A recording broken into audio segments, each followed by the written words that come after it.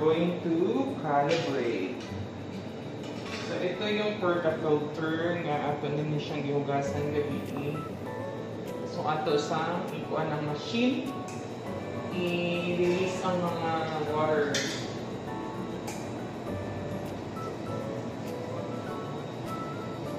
Look, that's the machine. Nag-release siya of water. Then ang pressure.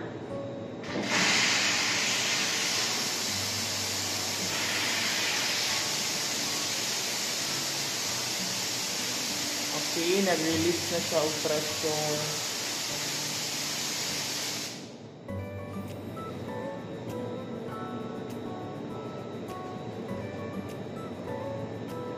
So, ato na siyang i-clean.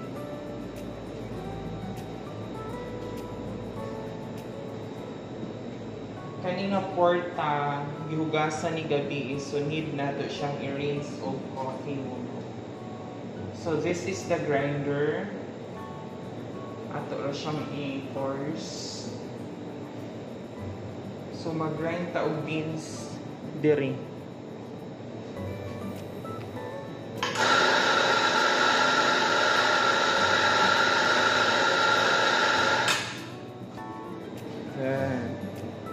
Uman ato siyang ibutang diri sa ato pack press. Ngam siya mo press para maging compact yung beans. Okay?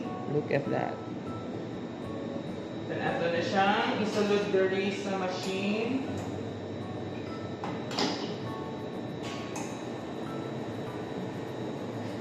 So kato nga espresso, dili sana nato siya imnon kay murag silbi siya ang hugas muna sa filter kay ato man na siyang gihugasan gabi niya, gitangtang nato siya machine.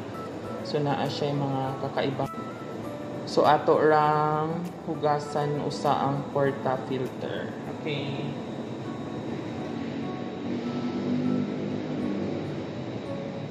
So mao ni ang espresso na atong nakuha. So dili ni nato siya gamiton, ato ra ni siyang ilabay, or kung ikaw mismo personal pwede na nimo siya imnon, pero dili nato siya i-serve sa customer kay naa ni siya lasa nga mga steel.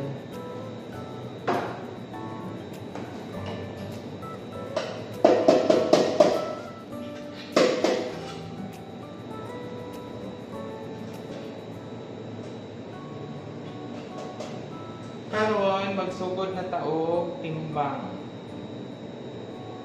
So 1:1 man ni. So kung 19 ang gram sa beans, 19 pud ang out sa espresso.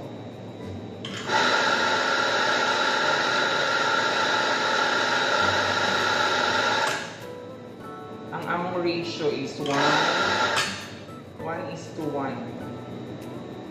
Mauna ni siya ang coffee grounds, no? Nya ato isalpak diri sa compact press para magiging ganito siya. Then after that, ibutang nato diri sa ato machine. So I will gonna bring this up close para makita ninyo kung unsa siya mag-extract of coffee. Look. Mauni siya ang espresso. Then nice kayo ang iyang color.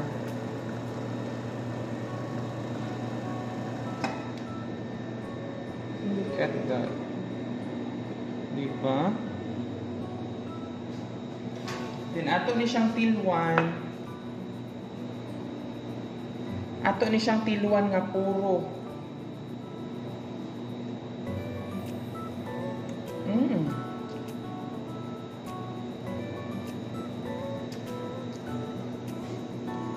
Then if natilwan na nato, maghimo na putag lang shot para sa atong final nga tilaw.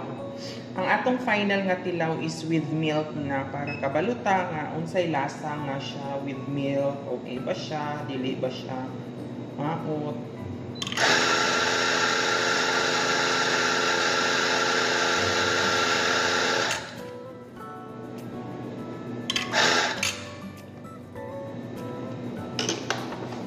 Muna ni atong final na tilaw since natilwa naman nato ang atong espresso nga medyo balance ng iyang acidity, ang iyang bitterness, ang iyang sweetness.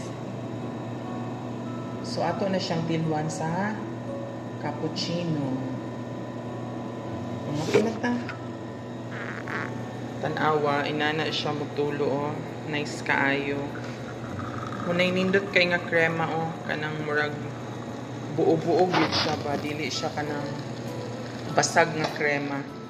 Kanang kuan kay siya full-bodied crema. Muna siya nindot sa usa ka espresso. So karon gamit ang atong kaning steaming pitcher mo mag-steam ra ta og milk. Na kamo ni bahala kung sa inyong milk na gusto. Pero recommended kaayo ni nga milk. This is California. Ato na siyang steam. Una, i-release muna nato ang pressure. Muna siya pressure, di na mo sa pwedeng kapon kay mahaslot imong panit.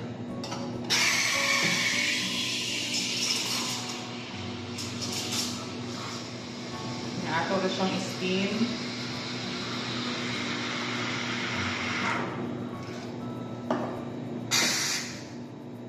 Then kung mag-steam ta, diri gyud nato hawiran sa lawas, dili ta diri sa kaptanan kay sa lawas makontrol nato ang init. Kay dili ta gusto nga sobra ka init ang atong gatas kay naa siya'y maot nga lasa sa kape, sobrang init, medyo pait.